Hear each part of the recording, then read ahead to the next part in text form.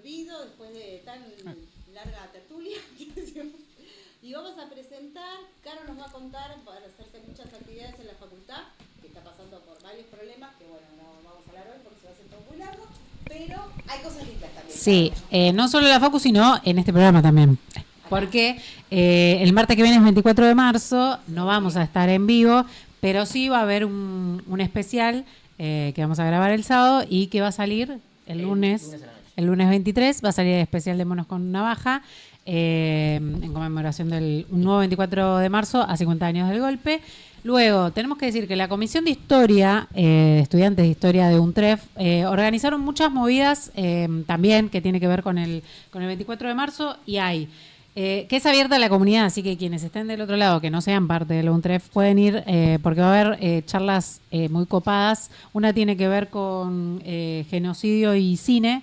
Estuvimos participando en un ciclo de cine debate durante febrero y enero y se va a cerrar el 26 de marzo, si no me equivoco, jueves 26, también hablando de conmemorando los 50 años del golpe. Y hay otra movida que también organiza la Comisión de Historia de estudiantes de UNTREF, que es el viernes 27, también abierto a la comunidad, una jornada de debate del aparato represivo a los desafíos del presente. Van a estar participando profesores, doctores, interesante para que se sumen a esta movida. Especialistas en genocidio también. Exacto. Así que invitarles a toda la comunidad a que sean parte también, ¿no?, de la universidad, que ocupemos la universidad todes. ¿En dónde son estas actividades? Excelente, en el Caseros 1. Sí. Caseros 1. Yo tengo el dato. Aula 405. 405. Exacto, en la sede Caseros 1 de la universidad, aula 405, jueves 26 y viernes 27 de marzo. Viernes Listo. 27 de marzo. He concluido los avisos parroquiales. Muy bien, de eso ya no teníamos que decir nada más. Ahora pasamos, tratar de hacerlo cortito porque hablamos mucho, a hablar de una de estas huelgas. Vamos a hablar de la huelga de inquilinos que se dio en 1907, o la huelga de las escobas se llamó, ¿sí? Esto, no sé si tenemos la imagen ahí, Alan, de la foto de que tiene las mujeres. Sí, de la mía, sí, que tiene escobas en las manos, las mujeres. Esto comenzó en el conventillo de la calle Ituzaingó al 200 en el barrio de Barracas, ¿sí?, en 1907. Ya anteriormente había habido algunos indicios de rebelión. Esto se da porque con todo este tema de estos gobiernos conservadores, oligárquicos, hubo un momento que se suben los impuestos de la municipalidad y le quieren cobrar a la gente, a los inquilinos de estas propiedades, de los conventillos, esa recarga de los impuestos a las personas que vivían ahí, que vivían en condiciones casi infrahumanas, ¿no? Los conventillos, ya sabemos, venían las personas inmigrantes, había muchas mujeres que vivían allí, que cosían, que trabajaban adentro de sus casas, como si fueran pequeños talleres, ¿no? Mayormente eran mujeres. Por eso se da que esto se llamó de las escobas, porque fue sostenido principalmente por las mujeres que vivían allí, en los conventillos del sur de Buenos Aires. La gente, los ricos que dejaron estas casas grandes, se fueron a la zona norte en esa época. Después, ¿se acuerdan que hablamos de la fiebre amarilla, de esa epidemia de fiebre amarilla? Se fueron a la zona norte para ir huyendo de la enfermedad. Bueno, esto hizo que estas personas se rebelaran contra eso. Y se negaron a pagar lo que es pagar el alquiler de estas viviendas donde vivían en condiciones infrahumanas, compartían el baño, un montón de familias, todo lo que ya sabemos, los conventillos, que ahora se puede incluso pasear por algunos en la Boca, ¿no? Y al pasar esto, lo que hace Ramón Falcón, envía fuerzas policiales para reprimir, ¿no? Y para desalojar a estas mujeres y a estas personas que vivían allí. Se dice las escobas porque las mujeres lo que hicieron es sacar a escobazos a los policías que fueron enviados por Ramón Falcón para desalojarlas. En esto, en estas represiones, terminan matando a Miguel Pepe, que era un joven trabajador de 18 años anarquista, que en el medio de esta represión terminó siendo fusilado.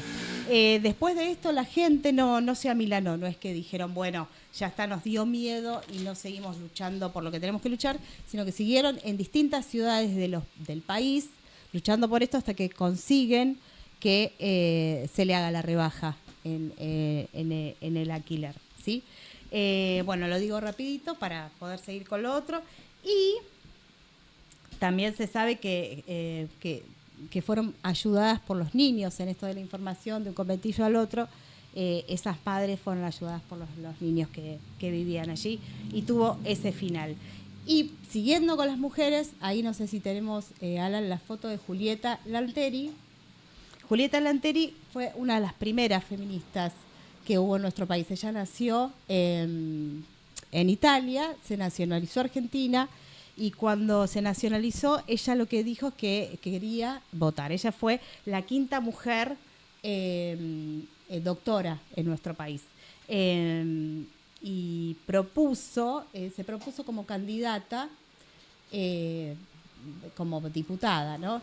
Y el 26 de noviembre de 1911, en una de las votaciones que hubo, se presentó a votar. Y la tuvieron que dejar votar porque no había nada que diga lo contrario. Más allá de que los hombres no eran únicamente los que votaban, no había nada que diga lo contrario. Entonces ella se votó. Y después se propuso como candidata en 1919, creo que fue. Se propuso como candidata del Partido Feminista, lo nombró, primero se alió con los socialistas y después del Partido Feminista, y proponía varias cosas que tienen que ver con algo moderno, ¿no? Ella lo que decía es que tenía que haber una abolición de la prostitución, que el sufragio universal tenía que ser para los dos sexos, los salarios iguales para ambos sexos, la abolición de la pena de muerte, el divorcio. Y en 1924, aunque no lo puedan creer, quedó segunda en esas votaciones, más allá de que no pudo asumir. Esto hizo que la parte más conservadora de ese país le tome un odio tremendo. Fue una mujer que sostenía esto de la igualdad. Y eso le preocupaba a estos sectores de ultraderecha y conservadores. En 1932, ese fue su final. Anteriormente a esto, ella, por ejemplo, no se casó y cuentan las crónicas que, por ejemplo, tenía un noviazgo con alguien 14 años menor que ella, ¿no? Que para la época era algo que era impensado.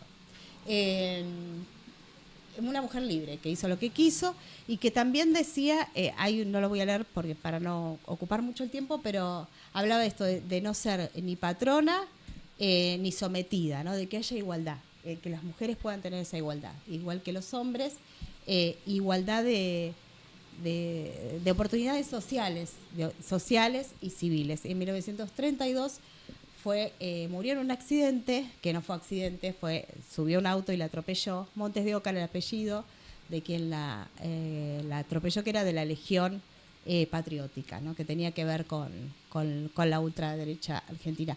Este fue el final de una mujer que trató de defender los derechos que ahora, gracias a estas mujeres, tenemos y que podemos votar. Después se dio con el gobierno peronista, ¿no? Que en la reforma constitucional que pudimos votar las mujeres también. Pero bueno, ese fue el triste final de esta mujer que luchó por los derechos de las otras mujeres. Lo quería comentar rápidamente, esta columna, después de un programa largo que tuvimos hoy.